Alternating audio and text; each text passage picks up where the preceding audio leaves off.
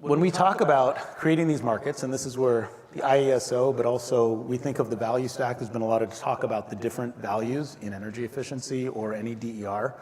There's capacity, there's energy, there's T&D, there's carbon values, there's ancillary services. They may in fact go to different folks in the stack. But a lot of what we do, and when we think about DERs and efficiency, we think about what we consider business model. Which is, what are the technologies, what is the consumer financing, how are we going to deploy it, right? And we think fundamentally, there's a lot of folks in this room are right, there's a lot of folks that are wrong. This is a business model choice. There's going to be thousands of answers to this question.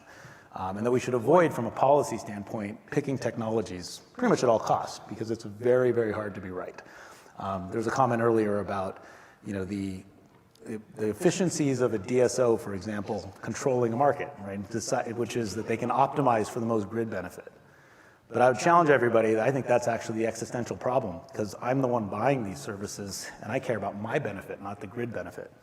And so the winning solutions need to be this balance of what is going to work with customers, what's going to drive demand, what do people actually desire, that can be also optimized to maximize the grid benefit at the same time.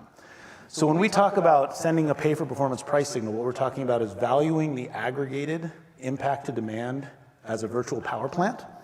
And that's the public policy, and saying, look, we'll pay you for the impact that you have really against the avoided cost of the alternatives on the grid.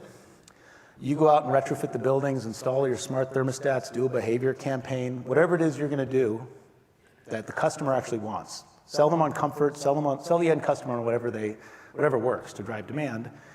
And you can aggregate this tertiary cash flow that comes in the form of essentially a power purchase agreement in reverse. It will pay you to reduce energy at 4 p.m. or 5 p.m. because it's cheaper than installing new power lines or a battery.